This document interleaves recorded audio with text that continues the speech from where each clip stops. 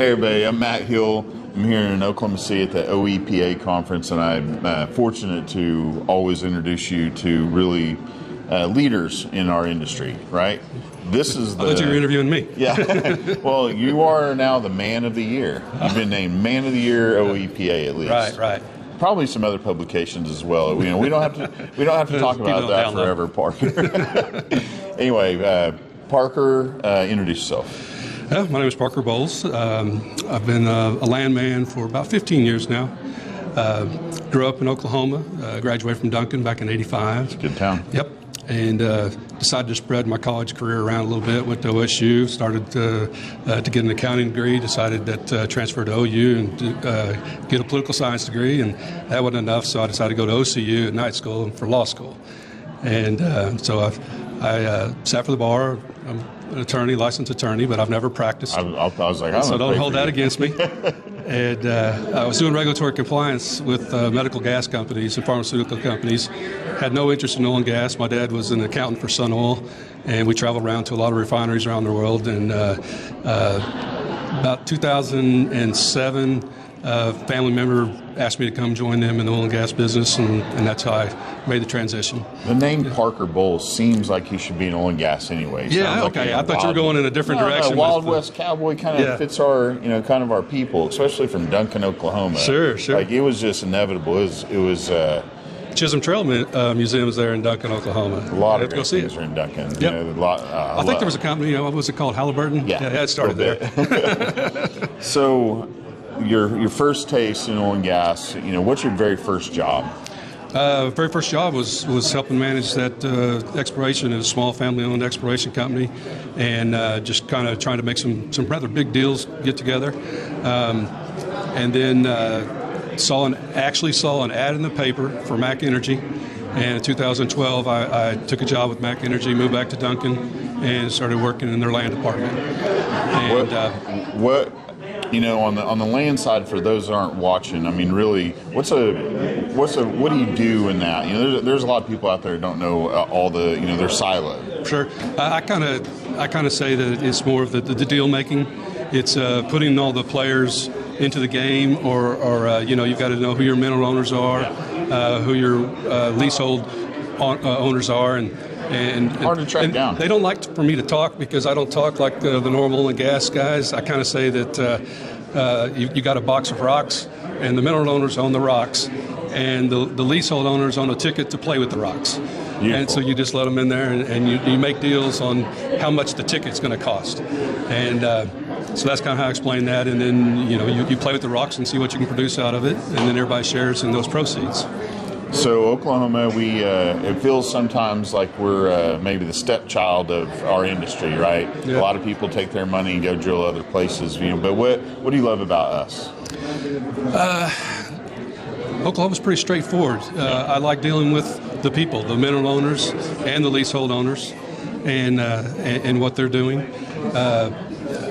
That's why I stay in the business and do the land. And now I'm doing some mineral buying, but for me, it's the fun of making the deal, and that's what I enjoy, and that's why I keep doing it.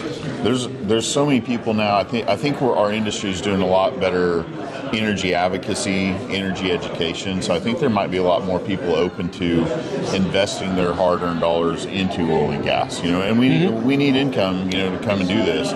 Where do you see people getting started? Where's their first entry? I'd like to see it come back to kind of the way it used to be. Before the horizontal development, with the vertical development, you would have lawyers, attorneys. You would have people that would want to place their revenue somewhere for a nice return, and they would have small interest in that. And in fact, a lot of people that are in the business today have inherited it from their families, and their families maybe not necessarily were oil and gas people, but they were doctors and attorneys, and they still own those rights and those wells. And so now the smaller family owner owns that. At some point, I'm a supporter of the shale development. Yeah. I like what they're doing for the state. I like that we're a net exporter from America. So. The only point where I have a problem is where we have shale development in the same place we have vertical development. And Oklahoma's the only state that allows that. In fact, in an earlier session today, I brought up the fact that I think there's a good argument to be made that when we're doing forced poolings for fair market, that there's actually two markets. There's a fair market value for the leasehold interest and the non-producing part, but where you have producing production, I think the market is based on reservoir value, and there's two different fair market values when you're pooling producing leases versus non-producing leases. But right now the system's set up where we only use the non-producing leasehold as the fair market value, and I think that needs to change. But it's it's a complicated system, and I know that he was talking about that in there in his talk. These are conversations where we don't want to be combatants. We want to be cooperative. Right.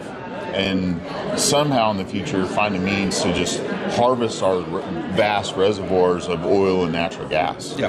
We have amazing resources here. Oh, yeah, and I think a system kind of reset and change like that takes some of that combativeness out of it. Yeah. And then, whoever takes over that property, that unit, then can really develop it, maybe develop both sides of it and really develop it through the future. Because, I think that, eventually some of these horizontal wells will be taken over by some of the vertical producers when the decline curve gets down and the overhead costs get so high.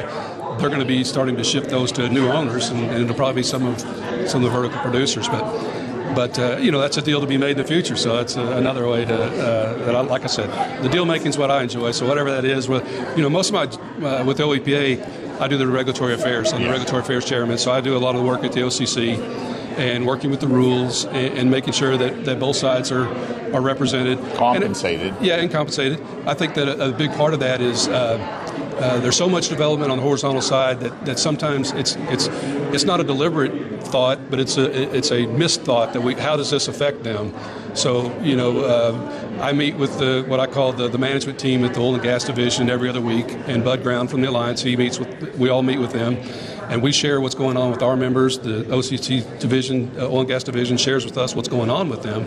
And that communication, I think, has really helped. And in fact, with the rulemaking this time around, I think we addressed enough stuff through the year that we didn't have to ram it through in a rulemaking session because we've already been doing it on an industry basis at those meetings, and it's been very helpful. And I think shout out to Bud. I think we do a great job working together, and we represent both sides. And we share to each other. I share with him what our ideas are, so he's not blindsided. He tells me what some of their proposals are going to be, and we talk them out before we even take them to the commission, so that we're on the same page. And I think that works well for the state of Oklahoma. Yeah, I do too. There you go. That's why you bring your money here. We'll drill it vertically or horizontally, and we'll find the place in between where everybody's happy. Yeah. But you got to use this guy's land and mineral company.